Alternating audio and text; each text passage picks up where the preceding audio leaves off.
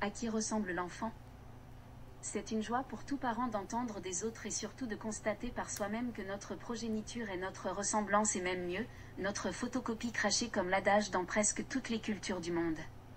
Certains jeunes parents se disputent même la ressemblance de l'enfant tout comme si cela détermine leur véritable lien avec leur progéniture. C'est beau de savoir que notre enfant a gardé des traits caractéristiques de nous. Mais parfois nous oublions qu'une telle ressemblance inclut tous les traits positifs comme négatifs car la vraie ressemblance embrasse tous les traits de caractère. Mais pourquoi faire perpétuer donc chez nos progénitures les caractères que nous essayons déjà de combattre chez nous-mêmes? Je connais une parente qui à sa naissance, présentait certaines ressemblances physiques avec sa grand-mère défunte.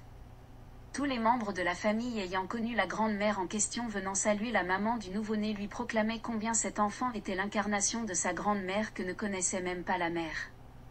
Mais la grand-mère en question avait un défaut morphologique. Elle était courbée à l'assise et a traîné ce problème toute sa vie durant. Quand ma cousine a commencé à rester assise, elle présenta le même problème. Elle était courbée et facilement cette déformation était aussi attribuée à sa ressemblance avec la grand-mère. Elle continue de traîner jusqu'à présent cette déformation et plus l'âge avance, plus le mal devient pesant. Aujourd'hui avec ses 58 ans d'âge, elle marche presque courbée. Les médecins qu'elle consulte lui disent que c'est une petite déformation congénitale qui aurait pu être corrigée depuis sa naissance. Mais hélas, tout a été fatalement mis sur le compte de cette ressemblance, et le mal qui aurait pu avoir été soigné a donc été négligé ou même ignoré. Combien d'enfants sont ainsi condamnés par ignorance à traîner toute leur vie un mauvais caractère ou un défaut morphologique qui pourtant aurait pu être corrigé au mieux ou tout au moins des tentatives auraient pu être faites au pire des cas.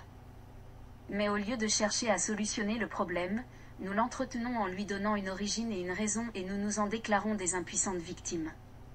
Nous oublions très vite que la pensée que nous avons de nos progénitures forme leur individualité. Et ceci est tout à notre avantage en tant que parents, mais malheureusement, nous ne savons pas tirer profit de cet avantage.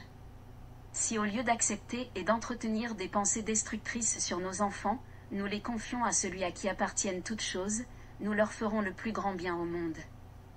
Si nous pouvons voir et maintenir sur nos progénitures uniquement la ressemblance de Dieu, nous n'allons plus nous attarder à voir à qui il ressemble humainement. Nous ne rechercherons plus en eux des traits physiques ou moraux de ressemblance humaine, mais nous allons simplement et toujours fixer nos regards sur les qualités divines qui sont les leurs par nature. Nous allons les voir comme Dieu. Alors nous nous entendrons apprécier uniquement en eux le divin caractère que nous arrosons ainsi par le maintien de ces caractères dans nos propres pensées. Et puisque nos pensées en tant que parents façonnent d'une manière et à un certain degré l'individualité de nos progénitures, nous commençons à voir se manifester chez nos enfants ces qualités divines que nous chérissons. J'espère que vous vous rendez compte avec moi de la nécessité de penser et entretenir la vérité au sujet de nos enfants. Au lieu de penser, cet enfant me ressemble à son grand-père, à sa grand-mère ou à un quelconque membre proche ou éloigné de la famille, nous devons plutôt penser, cet enfant est la parfaite ressemblance de Dieu. Il a toutes les qualités de Dieu et qui voit Dieu voit mon enfant et vice-versa car il en est l'incarnation. Nous devons le dire avec certitude et foi en comprenant que l'homme est la parfaite expression de Dieu, sa présence manifeste. Et quoique l'enfant présente des caractéristiques contraires à ce que nous pouvons connaître de Dieu, nous ne devons pas laisser ces caractéristiques influencer notre conception sur son identité réelle. La bonne nouvelle est que lorsque cette vision de l'homme est maintenue sur l'enfant, ce dernier commence à le manifester et le vit dans la mesure de notre compréhension et de notre attachement à la vérité car la vérité a un pouvoir qui la rend manifeste dans l'existence de l'homme. L'homme est la ressemblance de Dieu et uniquement de Dieu. Il est parfait, complet, harmonieux, riche, intelligent, sage, beau, saint, heureux, et plein de vie. Laissons l'homme à Dieu.